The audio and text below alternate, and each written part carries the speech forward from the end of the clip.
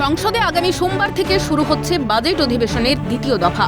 সূত্রের খবর, এই অধিবেশনে ভোটার কার্ডের এপিক নম্বরের বিভ্রান্তি নিয়ে আলোচনার দাবিতে সংসদে নোটিশ দিতে চলেছে তৃণমূল সহ প্রায় সব বিরোধীরা। আলোচনা না হলে বৃহত্তর আন্দোলনের হুঁশিয়ারি দিয়েছে তারা। তৃণমূলের দাবি, এপিক সমস্যা শুধু পশ্চিমবঙ্গেই নয়, সর্বত্র রয়েছে। এ নিয়ে অন্যান্য রাজনৈতিক দলগুলির সঙ্গে যোগাযোগ করে একজোট হয়ে কেন্দ্রের বিরোধিতায় কোমর বেঁধে নামার নির্দেশ দিয়েছেন তৃণমূল নেত্রী মমতা বন্দ্যোপাধ্যায়। গত 27শে ফেব্রুয়ারি নেতাজি ইন্দোরের বৈঠকেও দুটো ভিন্ন ভোটার কার্ডে একই এপিক নম্বর কিভাবে থাকে তা নিয়ে প্রশ্ন তুলেছিলেন মমতা। ফিল্ড সার্ভে করেনি, বাংলার লোক যাতে ভোট দিতে না পারে একই এপিক কার্ডে বাইরের লোকের নাম তুলেছে। তার মানে বাংলার লোকটা যখন ভোট দিতে যাবে তার ভোটটা বাইরে থেকে এসে সে দিয়ে দেবে। বুঝতে পারছেন খেলাটা? অনলাইন দিল্লি থেকে করছে, ইলেকশন কমিশনের অফিস থেকে বসে এই করে দিল্লিকে হারিয়েছে, এই করে মহারাষ্ট্রকে হারিয়েছে।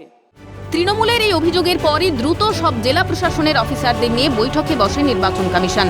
2রা মার্চ সকালেই বিবৃতি দিয়ে তারা সাফাই দেয়, দুটো পৃথক ভোটার কার্ডে এক এপিক নম্বর থাকার অর্থ সেটা ভুয়ো ভোটার কার্ড নয়। এই সমস্যা সমাধানের চেষ্টা চলছে বলেও বিবৃতিতে জানায় কমিশন।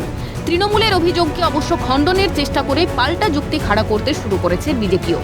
নির্বাচন কমিশন তাদের স্পষ্টীকরণ দিয়েছেন যে তারা যে ফরম্যাটে এপিক তৈরি করেছিল তাতে একই এপিক নাম্বারে ভিন রাজ্যের অন্য ভোটার থাকতে পারে, কিন্তু তার নির্বাচনী কেন্দ্র, তার ব্যক্তি পরিচয়। তৃণমূল কংগ্রেস কার্যত পরিকল্পিতভাবে লিঙ্গুইস্টিক মাইনরিটিদের বিরুদ্ধে পশ্চিমবঙ্গে যুদ্ধ ঘোষণা করেছে।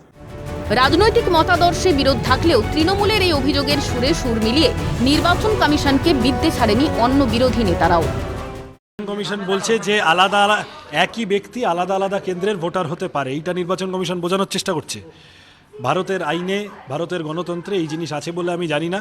যিনি নির্বাচন কমিশনার হয়েছেন তিনি ঘোষিত পারলে প্রকাশ্য বিজেপির লোক, এবং তারা দিল্লিতে, মহারাষ্ট্রে সর্বত্র যেভাবে ভুতুড়ে ভোটার বাড়িয়ে ভোটে জেতার চেষ্টা করেছে তাকে জাস্টিফাই করার জন্য এখন যা খুশি তাই বলতে পারেন।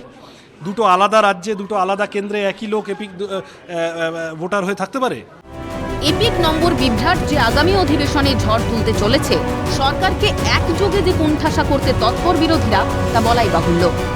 দিল্লি থেকে ইন্দ্রাণী দাশগুপ্তের রিপোর্ট, ক্যালকাটা নিউজ।